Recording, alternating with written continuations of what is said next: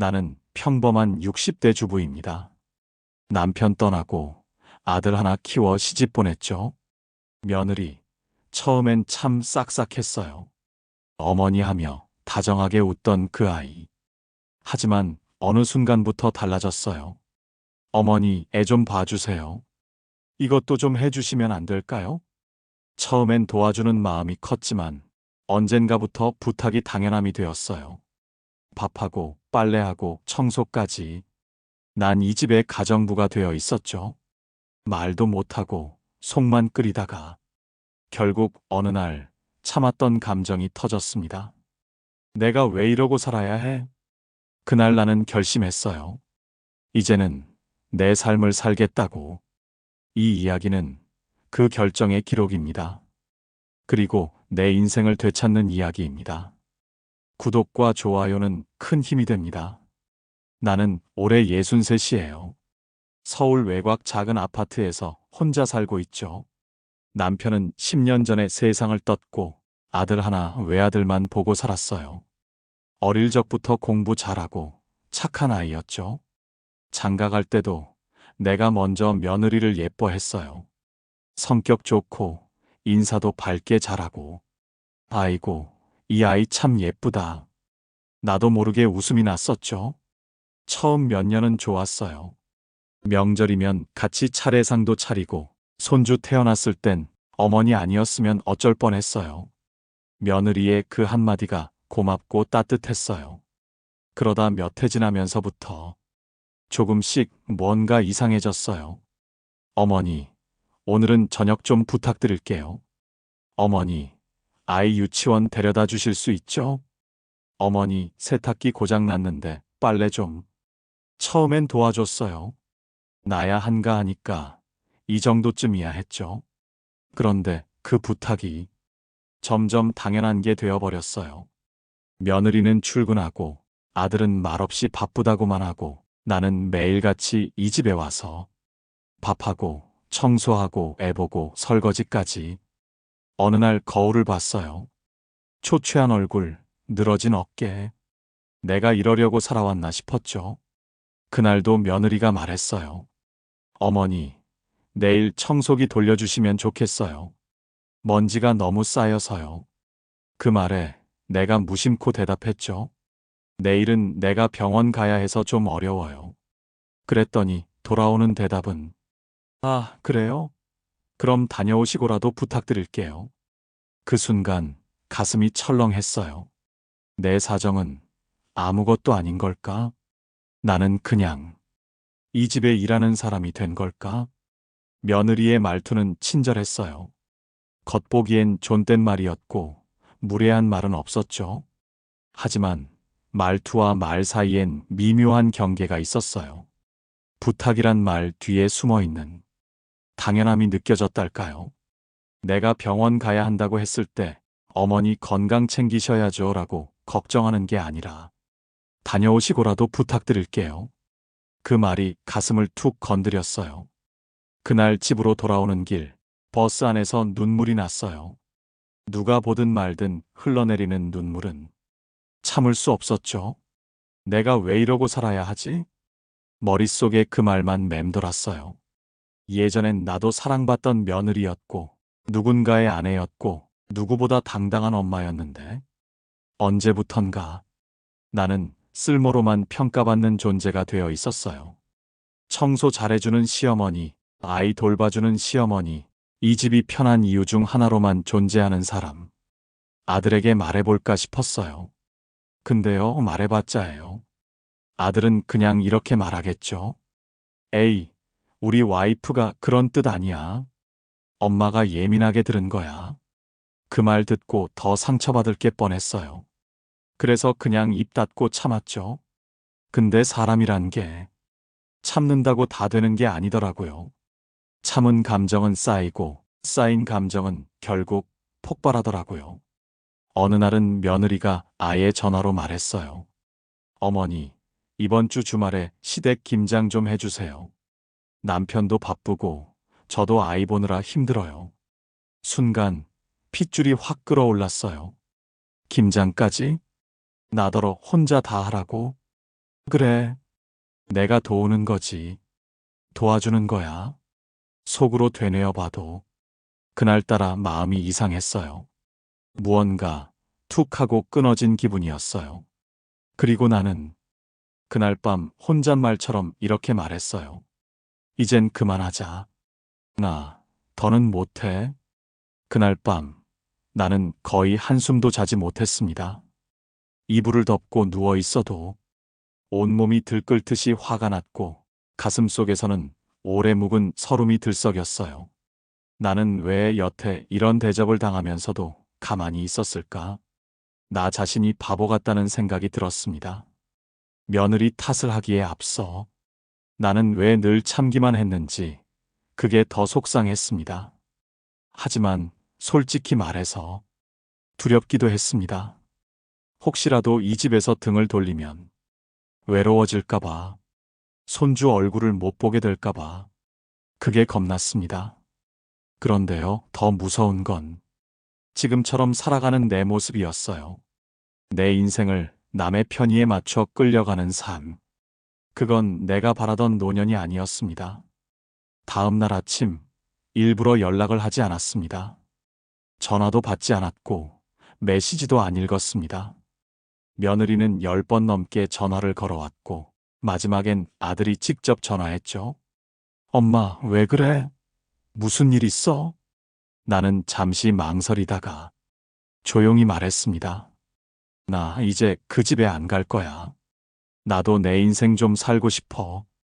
아들은 한참을 말이 없더니 조심스레 물었습니다. 혹시 무슨 말 들었어? 와이프가 뭐 잘못했어? 그 순간 웃음이 나왔습니다. 말 한마디 직접 하지 않아도 이제 와서 왜 그런 말을 묻는지. 내 아내는 잘못한 거 없어. 그냥 내가 이제 못하겠다는 거야. 청소, 밥, 아이 돌봄. 그건 엄마의 일이 아니잖아. 아들은 조용히 있었고 나는 더는 설명하지 않았습니다. 그날 밤 처음으로 TV도 켜지 않고 창밖을 오래 바라봤습니다. 밤하늘을 보면서 그래, 이젠 정말 나를 위해 살아야겠다. 그렇게 마음먹었습니다. 며느리도 아들도 잠시 당황하겠지만 이해하게 되겠죠? 아니, 이해하지 못해도 괜찮습니다. 중요한 건 이제는 나라는 사람의 시간을 되찾는 일이라는 걸. 나는 늦었지만 그걸 이제야 알게 됐습니다. 며느리에게서 온 문자는 딱 2줄이었습니다. 어머니, 혹시 제가 뭘 잘못했는지요? 앞으로는 조심하겠습니다. 그 문장을 읽는 순간 솔직히 가슴이 철렁했습니다. 그래도 나를 신경 쓰는구나 싶었거든요. 하지만 그 말이 진짜 내 마음을 이해해서 한 말은 아닌 것 같았습니다. 조심하겠다는 말 속엔 문제가 무엇인지 모르겠다는 의미도 들어 있었거든요. 나는 조용히 답장을 보냈습니다. 내가 뭘 바란 게 아니라 그냥 너무 지쳐서 그래요. 이젠 좀 쉬고 싶네요. 며느리는 답장을 하지 않았고 며칠이 지나도 연락은 없었습니다. 아들도 조용했고요.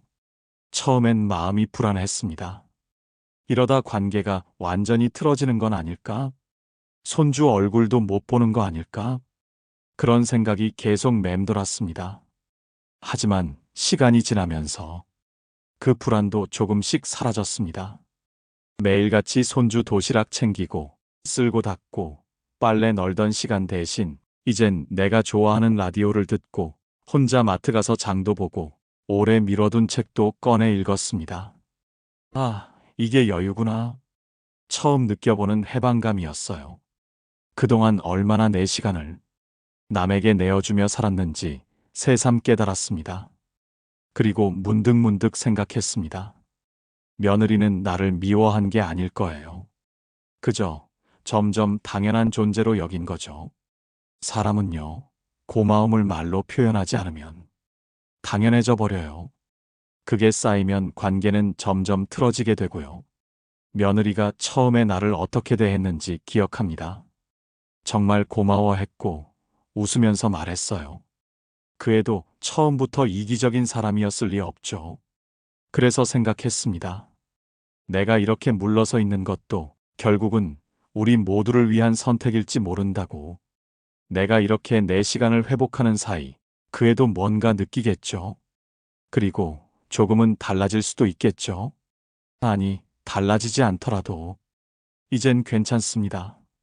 나는 나를 되찾았으니까요. 어느 날 뜻밖의 전화가 걸려왔습니다. 며느리가 아닌 손주의 목소리였어요. 할머니, 왜 안 와? 나 할머니 보고 싶은데. 가슴이 먹먹해졌습니다. 아이에게는 아무 잘못이 없잖아요. 그저 나를 좋아해주는 내 품에서 자란 사랑스러운 손주인데. 할머니, 다음 주에 유치원 발표회 있어. 올 수 있어? 목소리가 꼭 붙잡는 것 같았어요. 나는 조심스레 대답했습니다. 그럼 할머니 가지. 그런데 이젠 집안일은 못 도와줘. 할머니도 쉬어야 하니까. 아이의 대답은 단순했습니다. 응, 알겠어. 발표회 끝나고 같이 빵 먹자. 그 순수한 말 한마디에 왜 그렇게 눈물이 나던지요. 나는 아무 말 없이 울기만 했습니다. 그리고 발표회 날 처음으로 나는 며느리와 다시 마주 앉았습니다. 그날 며느리는 달라져 있었습니다. 화장기 없는 얼굴로 조심스럽게 나를 맞이했고 말수도 줄었더군요. 어머니, 와주셔서 감사해요. 그 한마디가 어색하지만 진심처럼 느껴졌습니다. 발표회가 끝나고 아이와 빵집에 들렀을 때 며느리는 문 밖에서 기다리다 말했습니다. 어머니, 제가 너무 무심했죠? 그땐 솔직히 몰랐어요. 어머니가 얼마나 힘드셨을지. 그 순간 나도 마음이 풀렸습니다. 그동안의 서운함이 눈 녹듯 사라지진 않았지만 그래도 뭔가 달라졌다는 느낌이 있었습니다. 나도 말을 안 한 내 잘못도 있어. 그냥 계속 참고만 있었지. 그게 결국 서로에게 상처였던 것 같아. 서로의 말에 고개를 끄덕였고 짧지만 진심 섞인 대화였습니다. 집으로 돌아오는 길, 나는 마음속으로 중얼거렸습니다. 그래, 이게 진짜 관계지. 가끔은 멀어졌다가 다시 천천히 가까워지는 것. 그리고 그날 밤 처음으로 편안한 마음으로 잠이 들 수 있었습니다. 그날 이후로 며느리와의 관계는 조금씩 달라졌습니다. 매일같이 전화하던 일은 사라졌고 도움이 필요하더라도 조심스럽게 말했어요. 어머니, 혹시 시간 되시면, 힘드시면 괜찮아요. 그냥 여쭤보는 거예요. 말투 하나가 이렇게 큰 차이를 만든다는 걸 그제야 알았습니다. 말 한마디에도 사람의 진심이 담겨 있었어요. 물론 내가 다시 예전처럼 집안일을 맡아서 도와주진 않았습니다. 단호하게 말했죠. 나는 네 엄마지만 너희 집 가정부는 아니야. 도와줄 수 있을 땐 돕겠지만 그건 내가 선택하는 거야. 며느리는 조용히 고개를 끄덕였고 그날 이후로 내 시간을 침범하는 일은 거의 없었습니다. 내 일상도 점점 달라졌습니다. 혼자 사는 아파트가 더 이상 쓸쓸하지 않았어요. 오히려 여유롭고 편안했습니다. 주민센터에서 하는 그림 수업에도 등록하고 근처 공원 걷기 모임에도 나가기 시작했어요. 처음엔 낯설었지만 서서히 사람들이 반가워졌고 이야기를 나눌 수 있다는 게 얼마나 큰 힘인지 새삼 깨달았습니다. 무엇보다 나라는 사람이 다시 보이기 시작했습니다. 며느리의 시어머니가 아니라 아들의 엄마가 아니라 그냥 나 이순자라는 사람. 젊었을 땐 아이 키우느라 정신없었고 남편 병수발하며 내 몸도 망가졌는데 이제야 비로소 나에게 돌아온 시간이었어요. 가끔은 며느리에게 연락이 오기도 했습니다. 어머니, 오늘은 쉬시는 날이죠? 혼자 밥 드시지 마시고 같이 식사하실래요? 그 말이 예전과 달랐습니다. 당연하지 않은 말투, 배려와 존중이 담긴 말. 이젠 그런 말이 들릴 때마다 마음이 놓입니다. 사람은 바뀌지 않는다고 생각했지만 조금은 달라질 수도 있는 거였어요. 그리고 나는 내가 먼저 나를 바꿨기 때문에 이 관계도 변한 거라 믿습니다. 누구나 늦게라도 자기 삶의 중심을 찾아야 해요. 그 중심이 잡히면 남들과의 거리도 자연스레 맞춰지게 되더라고요.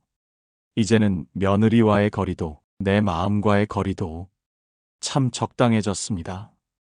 그게 참 신기합니다. 한때는 얼굴만 봐도 답답하고 말 한마디에 가슴이 털컥 내려앉곤 했는데 지금은 그저 평범한 가족처럼 지냅니다. 크게 기대하지도 않고 서운함도 쌓지 않으니 관계가 한결 가볍고 편안해졌습니다. 사실 내 주변엔 아직도 며느리와 갈등을 겪고 있는 친구들이 많습니다. 김 여사네는 며느리와 말도 안 한 지 3년이 넘었다고 하고 박 여사는 손주 돌보느라 하루가 멀다 하고 허리가 끊어질 지경이라고 했습니다. 그럴 때마다 친구들은 내게 묻습니다. 너는 어쩌다 그리 정리가 됐어? 나는 조용히 대답합니다. 나부터 내 마음 정리했어. 그 누구도 내 감정을 알아주길 바라고만 있으면 아무것도 바뀌지 않더라고요. 스스로 이건 아닌데 싶을 때 입을 열고 행동으로 보여줘야 해요. 물론 쉽지 않았습니다. 내가 뭔가를 요구한다는 게 어릴 때부터 익숙하지 않았거든요. 참고 또 참는 게 미덕인 줄 알았죠. 하지만 이제는 압니다. 참는 게 다가 아니라는 걸. 말하지 않으면 모릅니다. 말해도 모르겠다면 그땐 거리를 두는 것도 방법입니다.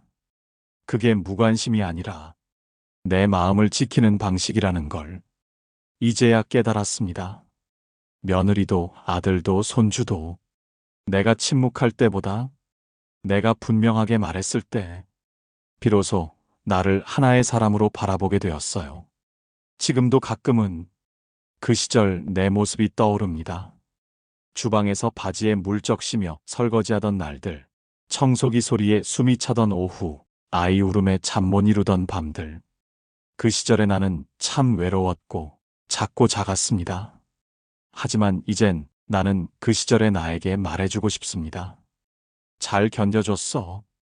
지금의 내가 있는 건 그때의 내가 있었기 때문이야. 요즘은 참 이상해요. 예전엔 아침에 눈 뜨면 오늘은 또 뭘 도와줘야 하나. 그 생각부터 했는데 지금은 눈을 뜨면 오늘은 내가 뭘 하면 좋을까? 그런 생각이 먼저 듭니다. 늦게라도 이런 여유를 찾은 게 얼마나 다행인지 몰라요. 혼자 하는 밥상도 이젠 허전하지 않아요. 마늘종 볶아놓고 된장찌개 하나 끓이고 TV 틀어놓고 국물 한 숟갈 뜨다 보면 이게 바로 나만의 평화라는 생각이 들어요. 며느리와의 관계도 딱 알맞게 유지되고 있습니다. 어쩌다 손주 생일이나 기념일에 도움이 필요할 땐 정중하게 부탁하고 나는 내 스케줄 보고 알려줄게요라고 대답합니다. 예전 같으면 무조건 도와야지 싶었을 텐데 지금은 내 시간도 중요하다는 걸 압니다. 며느리도 바뀌었어요.